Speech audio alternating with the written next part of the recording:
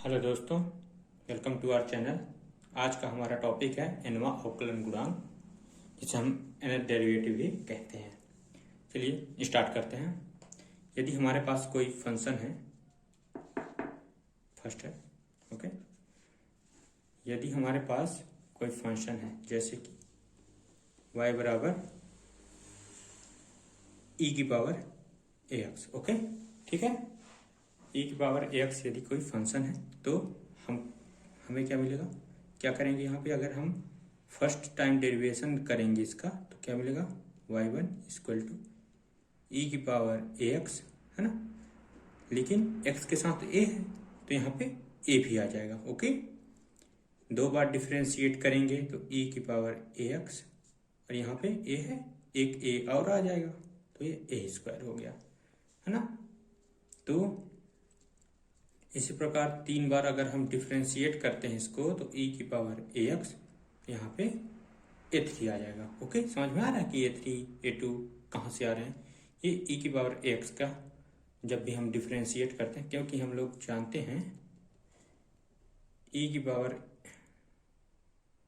x, क्योंकि हम जानते हैं e की पावर x का यदि हम डिफ्रेंशिएट करते हैं x के सापेक्ष तो हमेशा e की पावर x ही मिलता है, ओके।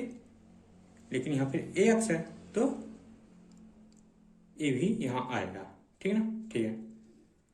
अगर हम इसे n टाइम में अगर हम डेरिवेशन अगर निकालते हैं इसका तो क्या मिलता है हमें, yn इक्वल टू e की पावर x तो एज इट इज रहेगा और ये a की पावर 3 है ना, a की पावर 2 है तो यहाँ पे क्या आएगा हमारा a की पावर n। तो हमें क्या मिला, yn इक्वल टू e की पावर ax a की पावर n, ओके, ठीक है। इसी प्रकार यदि दूसरा है, दो तीन बताऊंगा। इसी प्रकार यदि हमें y बराबर a की पावर x का यदि हम अवकलन करना है, मतलब कि n डेरिवेटिव निकालना है तो क्या करेंगे, y बराबर ax का क्या होता था, हमको क्या मिलता था डेरिवेशन अगर हम इसका करते हैं तो क्या मिलेगा, ax log a, है ना। याद आ रहा है फॉर्मूला, ये फार्मूला है ना a की पावर x का। यदि हम दूसरा बार अगर हम डिफरेंशिएट करेंगे तो a की पावर x अपनी जगह पे रहेगा और ये log a क्या हो जाएगा, log a का होल स्क्वायर, क्योंकि a की पावर x तो है ही यहाँ पे, ठीक ना। तीसरा बार यदि हम डिफरेंशिएट करेंगे तो a की पावर x और यहाँ पे log a 3 आ जाएगा, है ना। तो यहाँ पे क्या था, log e बेस था, e बेस a, ओके। आ जाएगा। इसी प्रकार हम अगर इसे अगर n टाइम्स यदि हम डिफरेंशिएट करें तो क्या आएगा, ax log e base a की पावर n, ये हमें मिलेगा, ओके। समझ में। अब यदि ये तीसरा यदि कोई फंक्शन y बराबर x की पावर n है, ठीक ना, तो इसका क्या करेंगे, यदि हम फर्स्ट टाइम डेरिवेशन इसका निकालेंगे तो क्या आएगा, n x n minus 1, okay, ठीक है। इसी प्रकार यदि हम सेकंड टाइम अगर हम इसका डेरिवेशन निकालेंगे तो n माइनस 1, ओके, और x n माइनस 2 आ जाएगा, ओके, ठीक है। इसी प्रकार यदि हम थर्ड बार अगर हम इसका डेरिवेशन निकालेंगे तो n माइनस 1 n माइनस 2 निकला, यहाँ पे x की पावर n माइनस 3 आ जाता है, ठीक है। इसी प्रकार यदि हम n टाइम यदि हम इसका डिफरेंशिएशन करते हैं yn इक्वल टू, तो यहाँ पे हमें मिलेगा n minus 1 n minus 2 dash dash क्या मिल जाएगा, 3 2 1 आएगा, मिलेगा। उसके बाद x की पावर में n माइनस n आ जाएगा। ठीक है, 3 बार यहाँ पे डिफ्रेंशिएट कर रहे थे तो यहाँ पे -3 आ रहा था, 2 बार कर रहे थे तो यहाँ -2 आ रहा था, 1 बार कर रहे थे तो यहाँ -1 आ रहा था, तो यहाँ पे n बार कर रहे हैं तो n माइनस n आएगा। yn बराबर n minus 1 n minus 2 3 2 1। Okay, और ये 1 तो होगा तो वही आ जाएगा। ठीक ना, तो yn इक्वल टू, ये किसका मान है, ये है फैक्टोरियल n की वैल्यू है, तो ये हमारा आ गया। ठीक है, एक उपप्रमेय भी है जिसपे, उपप्रमेय नहीं बस नॉर्मल सही है, कि यदि हम इसी फंक्शन का, समझ लीजिए y बराबर x है, यदि हम इसका n टाइम किए तो हमें n फैक्टोरियल मिला।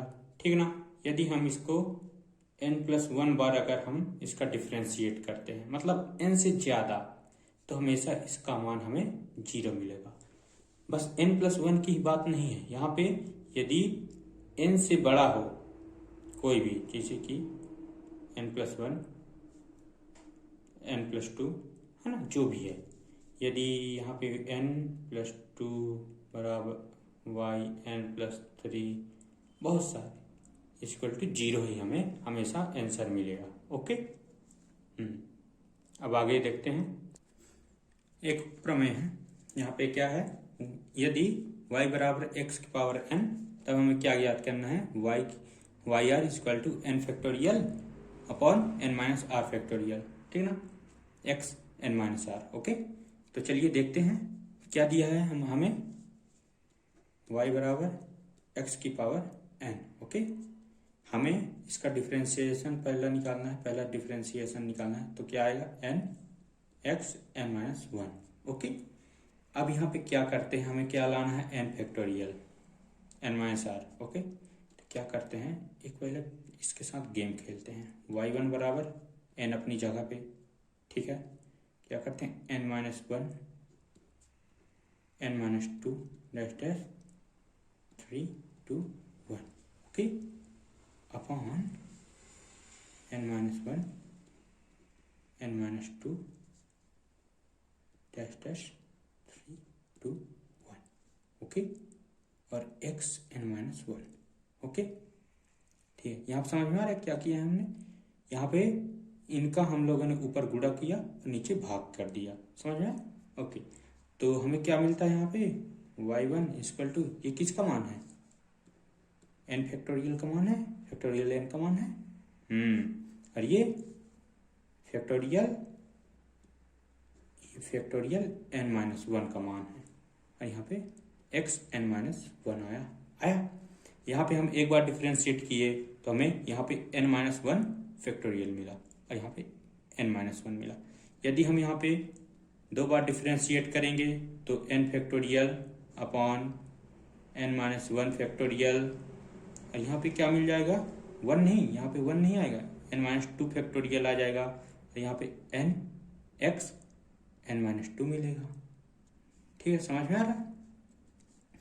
इसी प्रकार हम यहाँ पे क्या करेंगे, यहाँ पे अब क्या दिया है, यहाँ पे देखते हैं y r निकालना है, 2 निकाल लिए, 3 निकालेंगे तो यहाँ पे n माइनस 3 आएगा, और यहाँ पे n माइनस 3 आ जाएगा। ओके, बाकी चीज़ें सेम रहेंगी।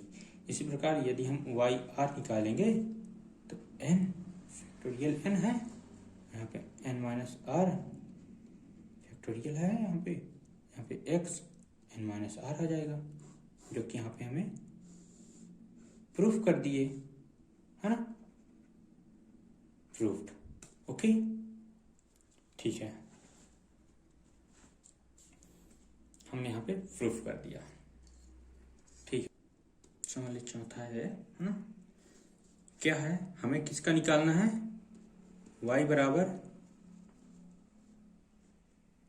ax प्लस b का, जिसके पावर में m है, इसका हमें nवां अवकलन निकालना है। ठीक है ना, मतलब nth डेरिवेटिव निकालना है। तो क्या करेंगे हम यहाँ पे, यदि हम फर्स्ट टाइम इसको डेरिवेशन करेंगे इसका, तो तो हमें क्या मिलेगा, M A X plus B, यहाँ पे एक्स के साथ ए है, ए आ जाएगा यहाँ पे, ठीक है। y2 निकालेंगे, सेकेंड बार डेरिवेशन करेंगे तो एम एम है, ठीक है। क्या आ जाएगा, एम, अरे हाँ यहाँ पे हमने लिखना भूल गया, यहाँ पे m-1, ओके। यहाँ पे आ जाएगा m-1 ए एक्स प्लस बी की पावर m-2 और यहाँ पे ए स्क्वायर, ओके। समझ में आ रहा है क्या हो रहा है। एक बार डिफ्रेंशिएट किए तो एक ए आया और यहाँ पे -1 है, यहाँ पे दो बार डिफ्रेंशिएट किए तो m के साथ -2 आया और यहाँ पे एक स्क्वायर हो गया, ठीक है ना। इसी प्रकार यदि हम y का यदि हम n टाइम यदि हम डेरिवेशन निकालें, ठीक है, यदि हम y का n टाइम डेरिवेशन निकालेंगे तो क्या मिलेगा हमें, देखना ना, m-1 m-2 dash dash m-n+1, okay. और यहाँ पे क्या आ जाएगा, ए एक्स प्लस बी पावर में क्या आ जाएगा, n बार किए हैं तो m-n, ओके। और फिर a की पावर में n आएगा ही आएगा, ठीक है। समझ में आया। यहाँ पे दो बार किए तो यहाँ पे ए स्क्वायर आया, यहाँ पे n टाइम करेंगे तो यहाँ पे an आएगा, ठीक है।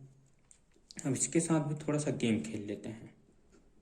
yn बराबर m-n1 m-2, ओके। यहाँ पे क्या करते हैं हम लोग, यहाँ पे डैश डैश करके m-n+1, ओके। यहाँ पे करते हैं m-1 m-n करते हैं और यहाँ पे m-n-1 और फिर डैश डैश 3 2 1 हम लोग यहाँ पे गुणा कर लेते हैं और यहाँ पे ए एक्स प्लस बी अपनी जगह पे और m-n आएगा और यहाँ पे a की पावर n रहेगा। जब भाई हम यहाँ पे गुणा किए हैं तो भाग भी करना पड़ेगा, तो भाग में क्या करेंगे, m-n किए, ठीक है, गुणा किए थे तो हम भाग भी करेंगे m-n-1 और यहाँ पे डैश डैश करके 3 2 1, ओके। अब यहाँ पे क्या समझ में आ रहा है, yn बराबर यहाँ पे m-1 ये डैश डैश में आ जाएगा 3 2 1 तक आया, तो यहाँ पे हो जाएगा हमारा m फैक्टोरियल अपॉन यहाँ पे m-1 है, यहाँ पे m-n का फैक्टोरियल और यहाँ पे ax plus B m-n a की पावर है, ओके। समझ में आया, ठीक है। लेकिन यह कब है, ये तो प्रूफ हो गया, ठीक है। व्हेन कब है, जब क्या है, m बड़ा है n से, समझ में आया, ठीक है। ये तो फर्स्ट केस हो गया n से। चलिए एक केस ये भी आएगा, समझ लीजिए, इसे केस ही समझ लीजिए, जहाँ पे m बराबर हो n के, तब हम क्या निकालेंगे यहाँ पे, ठीक है। तो m बराबर n है तो क्या था हमारे पास, y था, yn हम क्या निकाले थे यहाँ पे, n-1, ठीक है।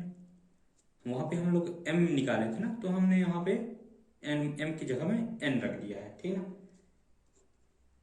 n-2 डैश डैश क्या मिलेगा, 3 2 1, ठीक है।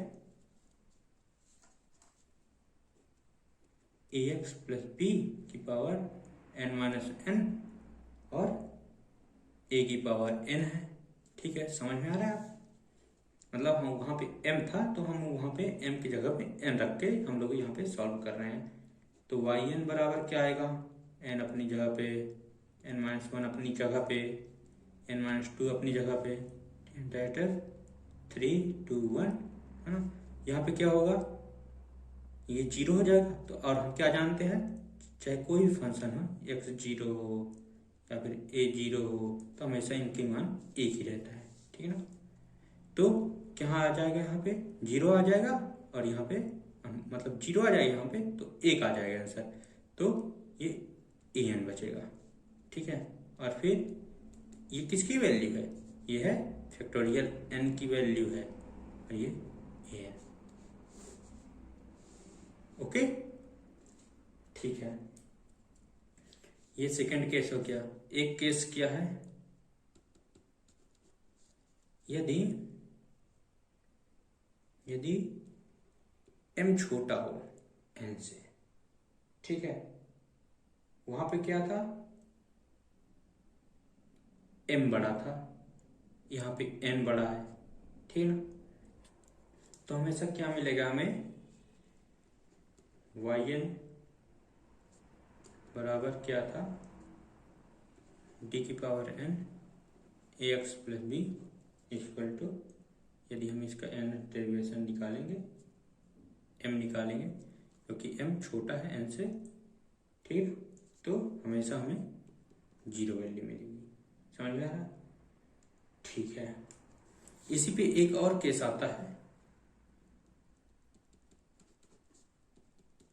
इफ, ये इंपॉर्टेंट केस है, इफ m इक्वल टू -1 हो। ठीक है ना। तब क्या होगा, y इक्वल टू, m की जगह में -1 रख देंगे हम, ax प्लस बी, m की जगह -1 रख दिए। ठीक है, इसका अब हम डेरिवेशन निकालेंगे तो क्या आएगा, y1 निकालेंगे तो -1 पहले आ जाएगा। ठीक है, ax प्लस बी, और यहाँ पे -1 है और इसका -1 और आ जाएगा। तो क्या आ जाएगा, ये -1 ax प्लस बी -2। ओके, और क्या आएगा, -2 आ जाएगा। और यहाँ पे एक चीज तो हम लिखना भूल गए थे, ए भी आएगा। ठीक है, समझ में आ रहा है आपको? इसी प्रकार y2 निकालेंगे, 2 बार डिफ्रेंशिएट करेंगे तो क्या आएगा, -1।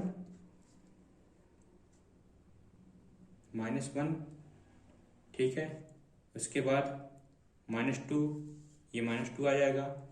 उसके बाद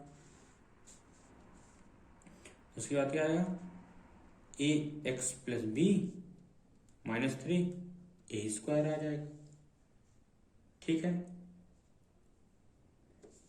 इसी प्रकार चलिए अभी नहीं, y3 निकालेंगे तो -1 -2 -3 आएगा, ax प्लस बी, और यहाँ पे 3 था, 2 था, तो यहाँ -3 आ रहा था। समझ रहे हैं ना किस हिसाब से ये डिफ्रेंसिएशन से हो रहा है। ठीक ना, 3 बार की है तो -4 आ जाएगा, यहाँ पे a³ आ जाएगा, जिसकी वैल्यू ये -4 है। इसका मतलब क्या है, y³ बराबर -1 -2 -3, और a³ यहाँ पे -4 है तो ये नीचे आ जाएगा, ax प्लस बी 4। ओके, ठीक है। इसके आगे क्या होगा, ठीक है ना। तो इसे हम क्या करेंगे, जो भी माइनस था, ये y3 इक्वल टू क्या करते हैं हम, माइनस को सबको हम एक जगह रख लेते हैं, तो -1/3 कर लेते हैं, है ना। और फिर क्या आएगा यहाँ पे, 2, 3 a³। ओके, यहाँ पे ax प्लस बी पावर 4, है ना। इसकी वैल्यू क्या है, y³ बराबर -1 क्यों, और यहाँ पे ये फैक्टोरियल 3 की वैल्यू है, ठीक है ना, समझ में आ रहा। तो ये फैक्टोरियल 3 की वैल्यू है, a cube upon ax plus B. Okay, ठीक है। इसी प्रकार यदि हम nth बार वो करेंगे, डिफ्रेंशिएट करेंगे, तो क्या मिलेगा हमें, -1 की पावर n मिलेगा। और यहाँ पे 3 बार डिफ्रेंशिएट किए तो 3 फैक्टोरियल मिला था, तो यहाँ पे हमें n फैक्टोरियल मिलेगा। और यहाँ पे 3 बार डिफ्रेंशिएट किए तो यहाँ पे 3 आया था, तो यहाँ पे n आ जाएगा। ये याद करने के लिए बता रहा हूँ मैं ये सब चीज़ें, ax प्लस b। ओके, यहाँ पे 3 था तो यहाँ पे 4 था।